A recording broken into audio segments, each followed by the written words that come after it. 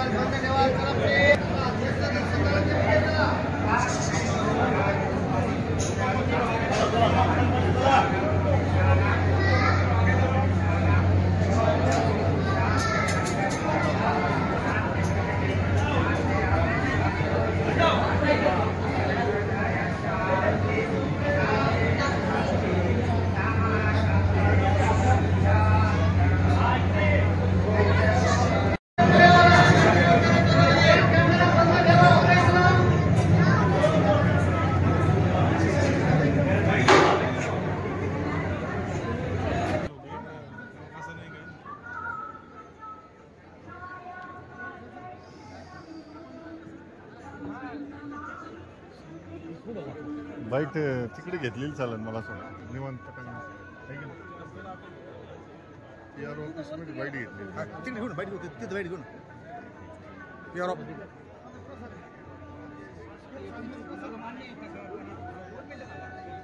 मध्ये जे काही विश्वास आहे यांच्या माध्यमातून मोठा भ्रष्टाचार आहे. काय प्रश्न तुम्ही विधानसभेत मांडला आणि मुख्यमंत्र्यांनी काय आश्वासन आता दिलं? तसं तर अनेक प्रश्न गेल्या 2-2.5 वर्षांपासून या ठिकाणी उपस्थित झालेले आहेत. परंतु कालचा जो प्रश्न होता तो म्हणजे देवस्थानची एक अधिकृत ॲप असताना अनेक बनावट ॲप करून त्याच्या माध्यमातून जवळजवळ 2 लाख लोकांना त्या ठिकाणी सदस्यत्व दिलं आणि प्रति सदस्य 1800 रुपये अशाप्रमाणे त्या ठिकाणी पैसे घेतले गेल्याचा त्या ठिकाणी प्रथमदर्शी दिसून येतं. आणि म्हणून तो मुद्दा मी काल त्या ठिकाणी सभागृहामध्ये उपस्थित केला. काही कर्मचारी आणि काही पुजारी त्यामध्ये सहभागी असल्याचं त्या ठिकाणी दिसून येतं आणि म्हणून तो मुद्दा मी पहिल्यांदा उपस्थित केला. म्हणजे तुम्ही हा एक मुद्दा तर मांडलाय, मात्र आणखी देखील मुद्दे समोर येत आहेत की किंवा बांधकामामध्ये भ्रष्टाचार असेल, अशा काही गोष्टी देखील घडल्या आहेत का या ठिकाणी? निश्चित जे कामगारांचा जो विषय आहे तो खऱ्या अर्थानं आदरणीय या राज्याचे मुख्यमंत्री महोदय यांच्याकडं जो आपल्या या ठिकाणी जो अहवाल प्राप्त झालेला आहे धर्मदाय आयुक्ताकडून, त्या अहवालाच्या आधारे आदरणीय मुख्यमंत्री महोदय देवेंद्र फडणवीस साहेब यांनी तो सविस्तर 10 ते 12 मिनिटं त्या ठिकाणी सर्व इत्थंभूत माहिती सभागृहासमोर ठेवलेली आहे. आणि निश्चितपणानं 250 ते 300 लोकांची या ठिकाणी गरज असताना 2,475 लोक या ठिकाणी भरले गेलेले आहेत. आणि त्याच्यामुळे तो तर वादग्रस्त मुद्दा अनेक वर्षांपासूनचा होता आणि तो काल मुख्यमंत्री मोदींनी करणारे कोण आहेत, कोण या सगळ्या गोष्टी घडवून आणतं? निश्चितपणानं प्राथमिक तर आपल्या लक्षात येतं की याला सर्वस्वी विश्वस्त मंडळ जबाबदार आहे. एवढ्या पद्धतीनं अतिशय मोठ्या प्रमाणात 300चे आपण 400 समजू शकतो, 500 समजू शकतो कर्मचारी, परंतु 300ची गरज असताना त्या ठिकाणी 2,500 जवळजवळ कर्मचाऱ्याची भरती केली. तर सर्वस्वी या ठिकाणचं प्रशासन आणि विश्वस्त मंडळ जबाबदार आहे.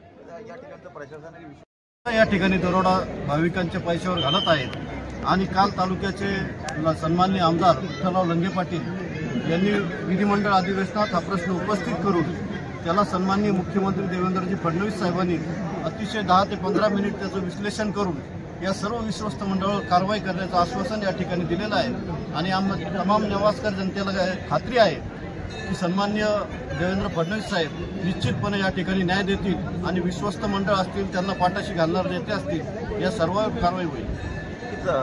ऋषी शेट्टे देखील आहेत. मुख्यमंत्र्यांनी आश्वासन तर दिलंय, मात्र अजूनही विश्वस्त मंडळ या ठिकाणी ईडी कार्यालयात सुद्धा अर्ज देणार आहे.